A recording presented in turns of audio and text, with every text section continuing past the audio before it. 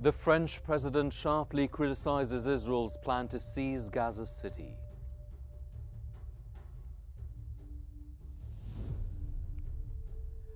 Iraq and Iran sign a key border security agreement in Baghdad.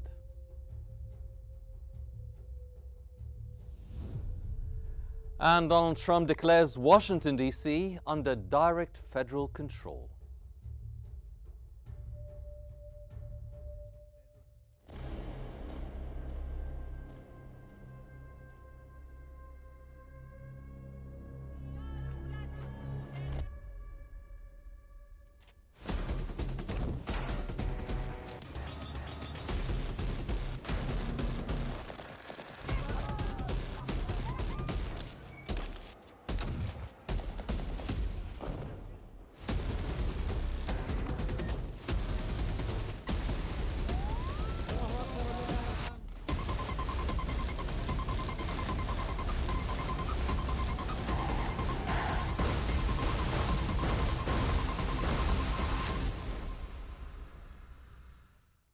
You're watching Q News at 8 with me, Henny Saif, and in the news today, French President Emmanuel Macron has sharply criticized Israel's plan to seize Gaza City, calling it a disaster of unprecedented gravity waiting to happen. He warned the move could lead to a never-ending war, with both Israeli detainees and Palestinian civilians paying the highest price. Macron also proposed forming an international coalition under a UN mandate to stabilize the territory. His remarks follow Israel's Security Cabinet approving a plan that could forcibly displace hundreds of thousands of Palestinians, drawing global condemnation.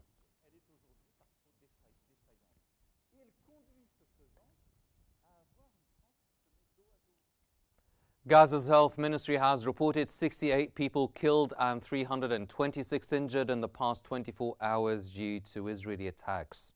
29 have been killed while seeking aid. The total death toll has now reached 61,499, with over 153,575 wounded since the war began.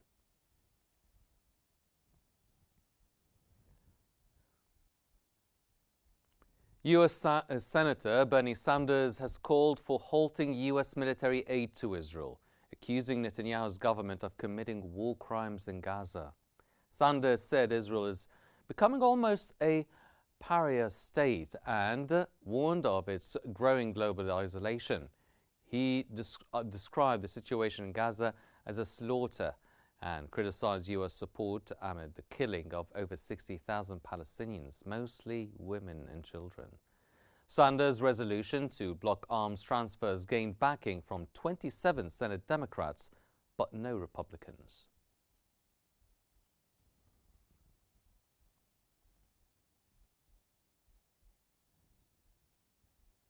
The Euro-Mediterranean Human Rights Monitor has condemned Israel's killing of journalists in Gaza, calling it part of a broader campaign to silence Palestinian media.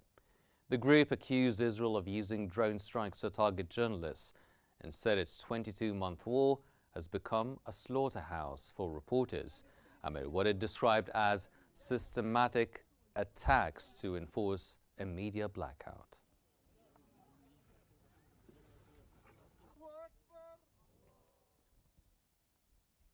The UN Human Rights Office has condemned the killing of 6 Palestinian journalists in Gaza by Israeli military strikes, calling it a grave breach of international humanitarian law. Israel's occupation military said it targeted and killed one of the journalists, alleging he had headed a Hamas militant cell. The UN called for immediate, safe and unhindered access of journalists in Gaza, highlighting that at least 242 Palestinian journalists have been killed since October 7th of 2023.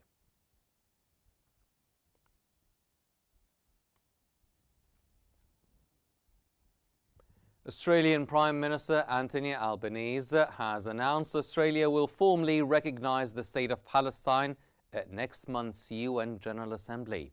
Albanese said the decision follows commitments from the Palestinian Authority, including the exclusion of Hamas from any future Palestinian government, a demilitarization pledge, and recognition of Israel's right to exist. Calling the two-state solution humanity's best hope, Albanese criticized Israel's ongoing settlement expansion and humanitarian blockade in Gaza. He described the situation as a catastrophe and said Australia could not wait for a guaranteed peace before acting. The Prime Minister also revealed he told Israeli counterpart Benjamin Netanyahu that a political solution, not a military one, is the only path forward. Living side by side with internationally recognised borders. New Zealand says its cabinet will decide next month whether to recognise the state of Palestine, stressing an independent and cautious approach. Foreign Minister Winston Peters announced the decision will be taken by cabinet in the coming weeks, noting recognition has long been viewed as inevitable but remains complex. He said the government will carefully consider diverse views within New Zealand and approach the matter calmly, cautiously, and judiciously before making a final decision.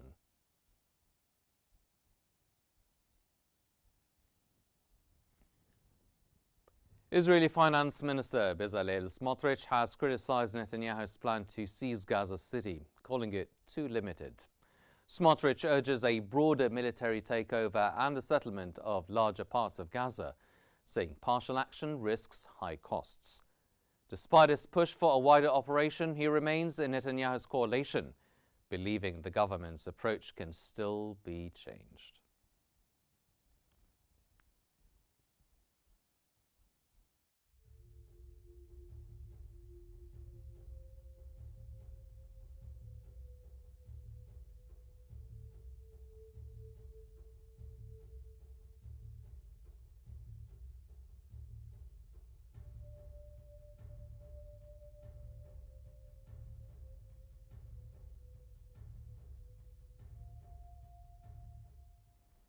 Italy's defense minister Guido Crosetto has sharply criticized Israel's government, saying its actions in Gaza are unacceptable and demonstrate it has lost its reason and humanity. Crosetto condemned the military campaign as not a military operation with collateral damage, but the pure denial of the law and the founding values of our civilization. He urged for humanitarian aid and called for measures that would compel Israeli Prime Minister Benjamin Netanyahu to reconsider his approach. On possible sanctions, Crosetto said Israel's occupation of Gaza and serious acts in the West Bank represent a qualitative leap requiring decisive action.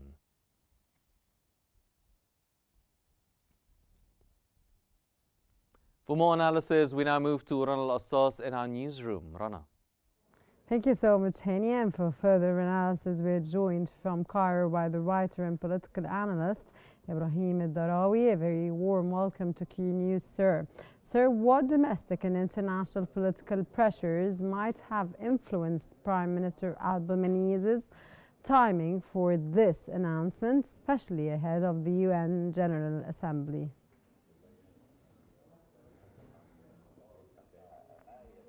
I think what the Europeans are saying is approved by international organizations. The Palestinians, unfortunately, have talked a lot. The Arab world have talked a lot. But when we talk about now the West condemning Israel for real, we find real responses. The Security Council and the United Nations are now raising this as a high priority as the genocide is taking place in Gaza in violation of all global ethics.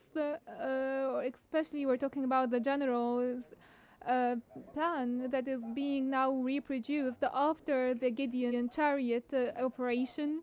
And after the systematic starvation being carried out in Gaza, we are repeating the general plans again, which is basically destroying all buildings and public facilities and then killing women and children and the elderly to have no one left. And now we're talking about the Israeli vision for what's post the Gaza Strip invasion. They want the 5 corridors and the Gaza Strip to divide the Gaza Strip into 5 partitions for the Israeli troops to have free movement, all of which are represent an ethnic cleansing. Australia and Britain, the British Prime Minister condemns this, and recently the Germans as well.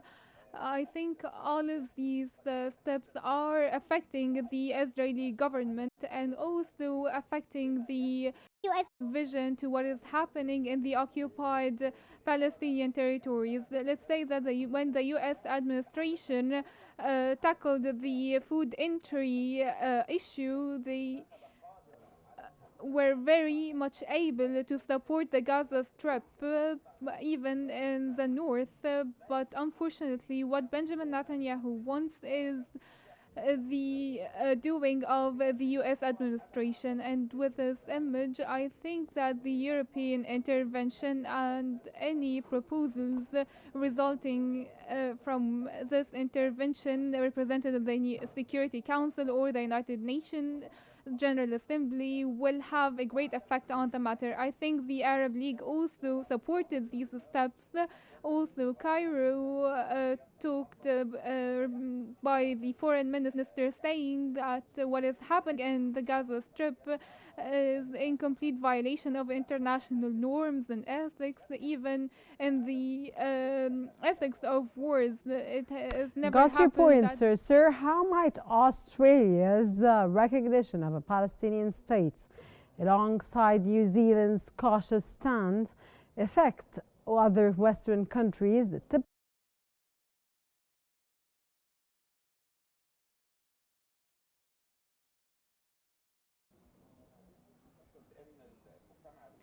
I think that the West and the peoples of the West, and here we are depending on the peoples of the West who are now seeing a clear image of what is happening in Israel and regarding the Israeli and Palestinian conflict and what is happening by the Jewish state. And here they were talking about the liberalism of Israel, but you can see the clear image of the religious ruling that Israel is adopting. Now Netanyahu is even rejecting the PA to rule Gaza, and I think that the European and Western support to the Israeli side is now highly undermined, which will have a great impact on the Israeli behavior in the upcoming near future. I think that the current situation in Israel is a crisis, as the Israeli opposition now is stepping up, and the Israeli reputation before the international community is very smeared. Benjamin Netanyahu has carried out and committed crimes against humanities, and he can be prosecuted in different states. And with this image, Israel is facing a crossroads, especially after different states announced that they will recognize a Palestinian state, recognizing the Palestinian right to self-determination. I think this is due to the Arab collective efforts to neutralize the West stance towards Palestine. We're talking about 5 major powers now supporting the Palestinian cause that used to support Israel. We have now Germany, Britain, Australia, and France supporting the Arab vision and the Palestinian vision, as Israel has violated the international law and human rights. Sir, given the conflicting narratives and the UN Human Rights Office condemnation of journalists' killings in Gaza, how does this development hinder the international community's ability to take decisive action on the Israeli-Palestinian conflict at this point, which is a very critical point, of course?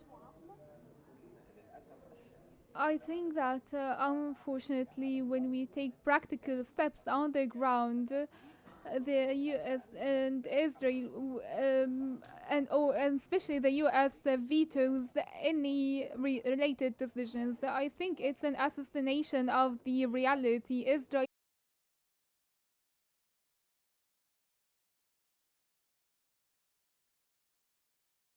assassination of journalists and preventing any journalists to enter Gaza since the ground invasion. And reporters must have been allowed into Gaza, and the international law ensures the protection for the reporters and journalists. But the Israeli side, with its drones and soldiers, are directly targeting journalists even before they enter any war. I would like to remind you of Shireen Abu Akleh when she was assassinated while covering some events that wasn't even a war. They were maneuvers by the Israeli side on the West Bank camps. And till this moment, knowing that Shireen Abu Akleh is a Palestinian with a dual nationality, as she carries also the US nationality, but the perpetrator in such crime was never convicted. What happens in such wars, and along with the international organizations' efforts, are not meeting the necessity of finding some convictions to the perpetrators in such crimes. The defense minister and the chief of staff and the prime minister should be held accountable for these crimes. Either the defense minister or the chief of staff or the prime minister have convictions by the ICJ, but the international community with its global organizations is not even able to hold these figures accountable. In my opinion, that these crimes will awaken the entire world regarding what is happening in Gaza, and this is what is happening right now. So I really appreciate, of course, your opinion. That was Ibrahim al-Darawi from Cairo, the writer and political analyst. Thank you very much for joining us on Q News. And now back again to Hani Saif in our studios. Hani? Thank you, Rana. Gaza faces mass casualties, collapsing healthcare, severe shortages and looming Israeli occupation plans as protests erupt in Israel against the escalating of the devastating war.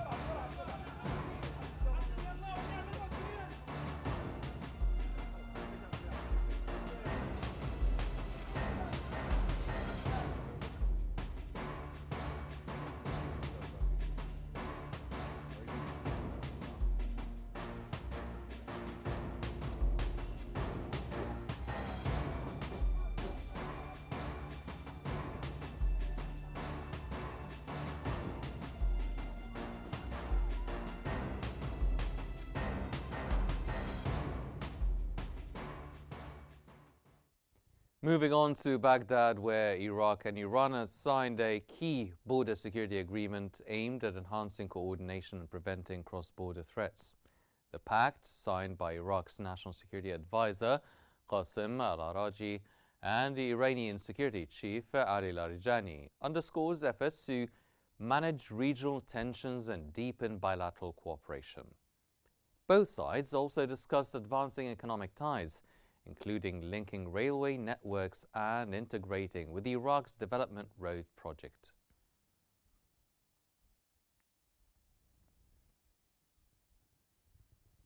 And in the United States, President Donald Trump declared Washington, D.C. under direct federal control, invoking Section 740 of the District of Columbia Home Rule Act to justify the move. He placed the D.C. Metropolitan Police Department under federal oversight, deployed National Guard troops, and dispatched around 500 federal officers to address crime and homelessness. Attorney General Pam Bondi was appointed to oversee the operation. Vested in me as the President of the United States, I'm officially invoking Section 740 of the District of Columbia. U.S. President Donald Trump has declared Liberation Day in Washington, D.C., vowing to take our capital back in a series of Truth Social posts. He claimed the city would be freed from crime, savagery, filth, and scum, and hinted at a federal crackdown, including the possible deployment of National Guard troops. He also took aim at Democratic Mayor Muriel Bowser. Despite police data showing violent crime has dropped 26% in the first 7 months of 2025, reaching a 30-year low. Bowser dismissed Trump's claims, noting crime is falling and homelessness has declined by 9% over the past year.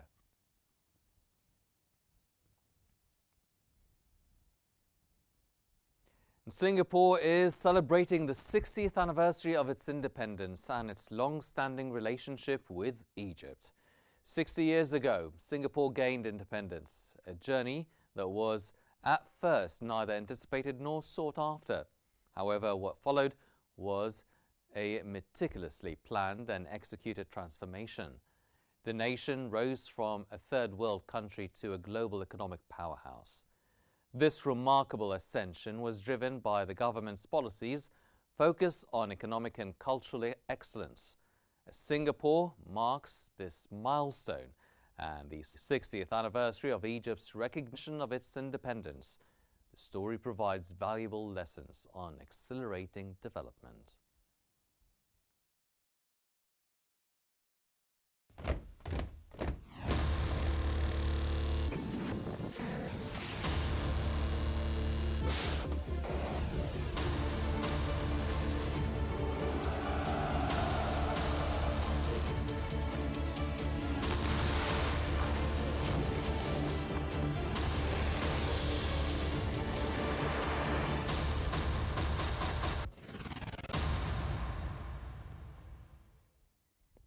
Germany will host a virtual meeting of European leaders on Wednesday to coordinate pressure on Russia to end the war in Ukraine.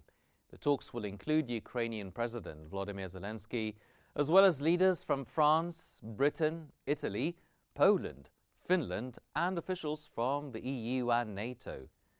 The discussions come ahead of a planned meeting between U.S. President Donald Trump and Russian President Vladimir Putin in Alaska on Friday. Trump has claimed that a peace deal to end the 3.5-year conflict is close.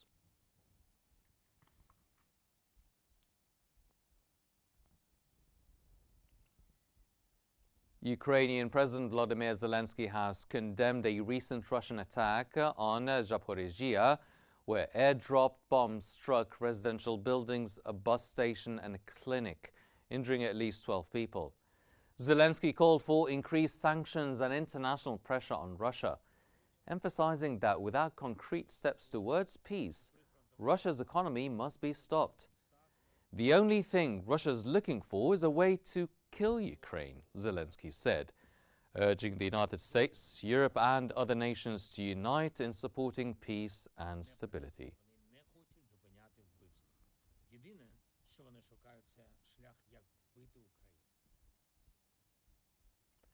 Polish Prime Minister Donald Tusk has said he holds both fears and hope ahead of an upcoming US-Russia summit on Ukraine, but stressed Kiev must be involved in any peace negotiations. Tusk said the US has pledged to consult European partners before President Trump's meeting with Vladimir Putin in Alaska. He warned that territorial swaps or deals without Ukraine's consent are unacceptable. Borders can't be changed by force, Tusk said, adding that Russia must not benefit from its aggression.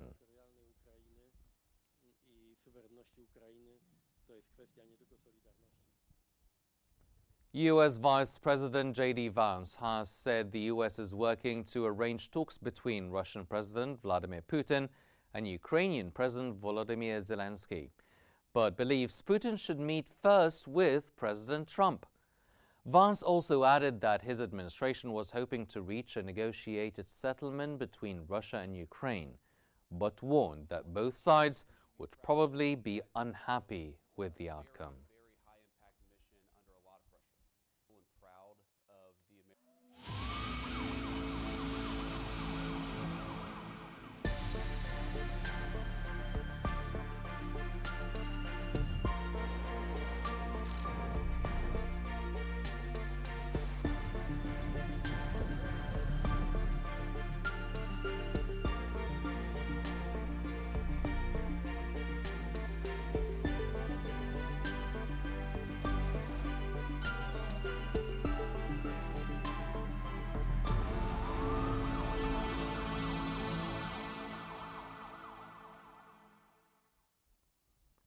Flash floods triggered by torrential rain have killed 13 and left 30 missing in Gansu province, forcing nearly 10,000 residents to evacuate. Downpours began on Thursday evening, stranding 4,000 people in Yuzhong.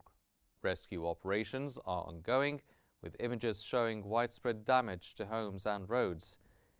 Chinese President Xi Jinping has called for all-out rescue efforts. China has faced record rainfall in recent weeks, with experts linking the extreme weather to climate change.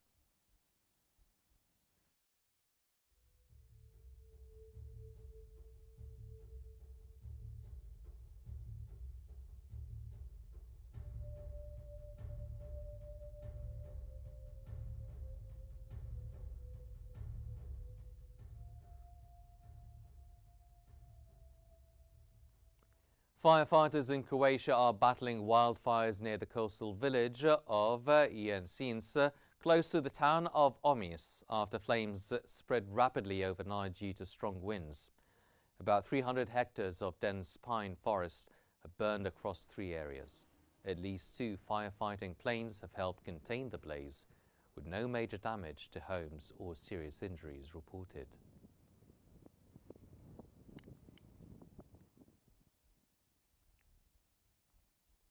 Salt farmers on France's Atlantic coast continued their centuries-old craft, scrapping sea salt from the edges of salt pans as warm winds help speed up evaporation. Wind, more than heat, is key to the process that creates the prized flour of salt delicacy. Temperatures in the Le Croisic region are expected to top 30 degrees Celsius this week, as France braces for a broader heat wave.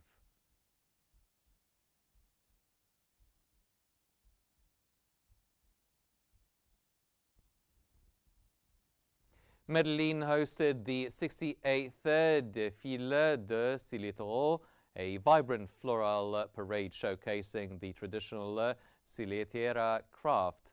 Participants carried elaborate flower arrangements on their backs, honoring a historic practice from Santa Elena to Plaza de Cenceros. The parade featured 550 competing in 7 categories, including the traditional category, which requires at least 15 native flower varieties, and the artistic category, which tackles themes like religion, politics, and the environment.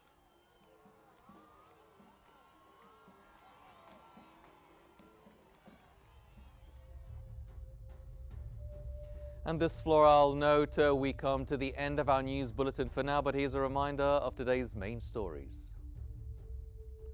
The French president sharply criticizes Israel's plan to seize Gaza City. Iraq and Iran sign a key border security agreement in Baghdad.